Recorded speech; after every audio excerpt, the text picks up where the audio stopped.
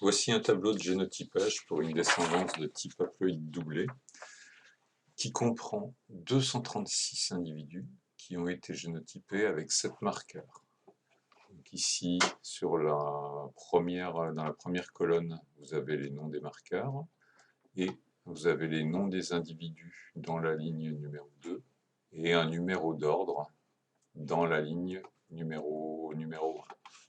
Vous voyez que le numéro d'ordre va jusqu'à 236.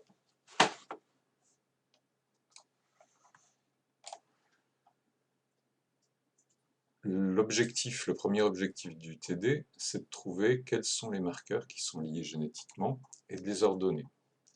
Alors je vous conseille de figer les volets pour pouvoir vous déplacer en ayant toujours le nom du marqueur à la gauche et puis les numéros des individus en haut. Pour ça, vous vous mettez dans la deuxième colonne, dans la ligne numéro 3. Vous faites affichage, figer les volets, vous cliquez sur figer les volets. Et comme ça, vous pouvez vous déplacer en ayant toujours le nom des marqueurs qui restent là. Et si vous descendez, c'est pareil, le nom des individus ne bouge pas. Essayez de repérer dans le tableau les marqueurs qui ont des ségrégations similaires et puis enlever les autres. Donc là, on voit que par exemple, ces deux marqueurs, là, M21 et M179, quand ils sont deux, donc j'ai oublié de vous dire, le génotypage c'est 2 pour le parent 2 et 1 pour le parent 1. Donc ça veut dire que l'individu 53.1, il est comme le parent 1 pour le marqueur comme le parent 2 pour le marqueur M14, comme le parent 2 pour M432, comme le parent 1 pour M11, comme le parent 2 pour M63, comme le parent 1 pour M20, comme le parent 2 pour M21 et M179. Donc on va déplacer tous les marqueurs qui semblent un peu différents des autres. Par exemple, M20 et M11, ils ont l'air d'être un peu différents des autres. Donc on va le déplacer par couper, insérer, laisser le couper, comme ça ne laisse pas de ligne blanche. Le M11 pareil.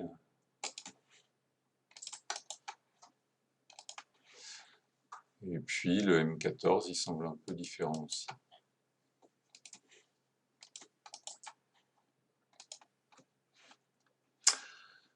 Voilà, donc on a 4 marqueurs dont les ségrégations semblent assez ressemblantes hein, quand on regarde un peu du début à la fin.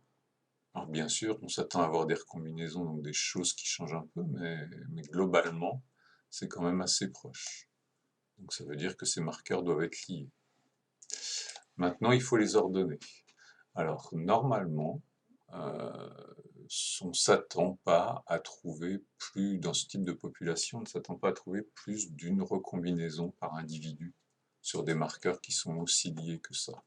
Donc, par exemple, vous voyez ici que l'individu 5333, pour expliquer ce génotype, il faut qu'il y ait une recombinaison entre M432 et M63, et encore une autre combinaison entre M21 et M179, si l'ordre qu'on avait laissé ici était le bon.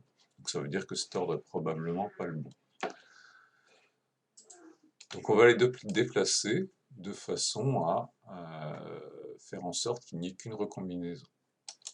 Donc je coupe ces deux marqueurs et je les insère au-dessus de M432. Voilà, donc sur cette première partie de la descendance, les 50-51 premiers, a priori l'ordre semble correct. Il y a ces deux individus, le 53-27 et le 53-33 et le 53-43, donc 3 individus qui présentent une recombinaison, mais il n'y a qu'une recombinaison pour chacun de ces individus, donc ça semble cohérent. On va se déplacer sur tout le tableau pour voir si c'est vrai partout. Ah, ici, on voit qu'il y a un problème donc sur le 53-85.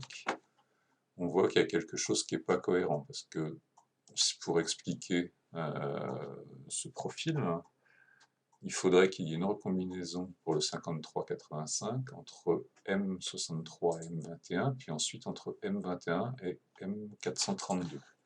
Donc ça, c'est pas cohérent. Est-ce qu'il y a d'autres cas comme ça? Ah, il y a encore deux cas comme ça, pour 3144 et 3156. Il faudrait aussi deux recombinaisons pour expliquer cet ordre. Donc a priori, et encore pour 31 168. Donc a priori, cet ordre n'est pas bon. Donc on va redéplacer le marqueur M21, on va le mettre au-dessus du marqueur M63. Donc c'est toujours bon pour les 50 premiers individus. Quand on se déplace dans le tableau, on voit ici du coup que le 53-85, qui avait besoin d'une double recombinaison pour expliquer l'ordre précédent, bien, du coup là il n'y a plus qu'une recombinaison entre M21 et M63. Et si on se déplace jusqu'au bout du tableau de génotypage, c'est pareil pour 31-44, 31-56. Une seule recombinaison suffit à expliquer le profil qu'on a là. C'est également vrai pour 31-168 ici. Donc a priori, l'ordre qu'on a défini ici semble être bon. Maintenant, une fois qu'on a déterminé l'ordre, on peut calculer les distances entre marqueurs. Donc on va chercher les distances entre M21 et M63. On va chercher les distances entre M63 et M432, puis entre M432 et M179. Donc pour ça, on cherche combien on a de recombinaisons à chaque fois. Donc entre M21 et M63, il n'y a pas de recombinaison sur les 50 premiers. On en a une, on a une recombinaison ici sur le 53-85. Donc ça en fait une. On se déplace encore. On n'a pas de recombinaison ici. Ici, on en a une sur le 31-44 et sur le 31-56. Et une dernière sur le 31-168. Ça nous fait donc au total 4 combinaisons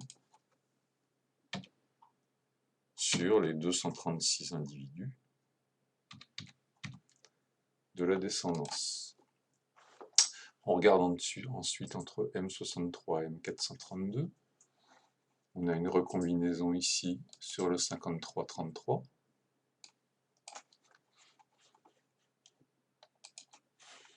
On se déplace encore un peu. On a une recombinaison sur le 53-105.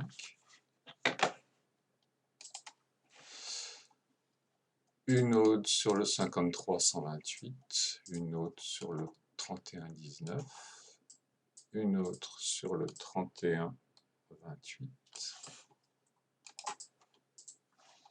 Une autre sur le 31-112. Et c'est la dernière. Ça nous fait donc au total 6 recombinaisons.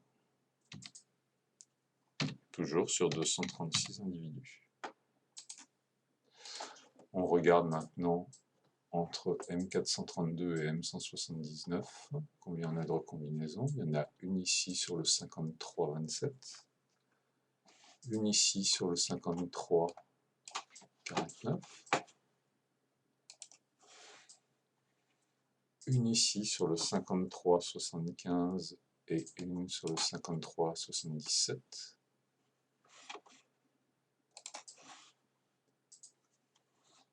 Ici, on en a une. J'ai oublié une ici. Ouais, j'ai oublié le 53-82. Donc il y en a une sur le 53-82. une sur le 31-24, une sur le 31-31,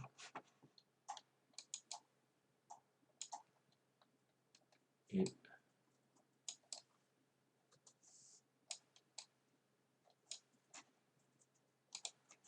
c'est la dernière du tableau de génotypage. Ça nous fait donc 7 recombinaisons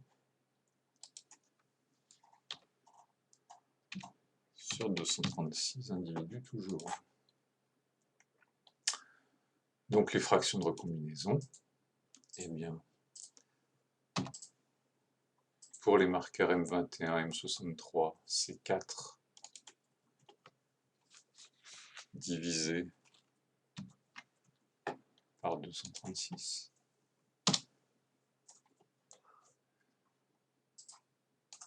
Et on recopie la formule vers le bas. CTRL B pour recopier la formule vers le bas, pour avoir les fractions de recombinaison entre les trois marqueurs. Sur des distances aussi faibles, avec des fractions de recombinaison aussi faibles, la distance génétique peut être assimilée à un pourcentage de recombinaison.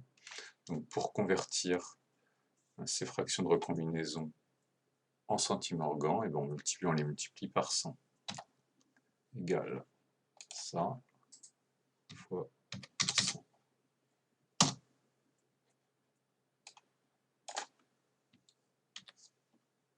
Donc, tout ça, c'est des centimorgans.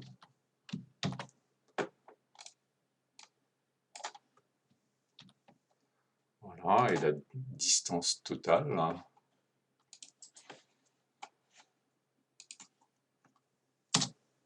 entre tous les marqueurs, donc entre le marqueur M21 et le marqueur 179, eh ben, elle est de 7,2 centimorgans.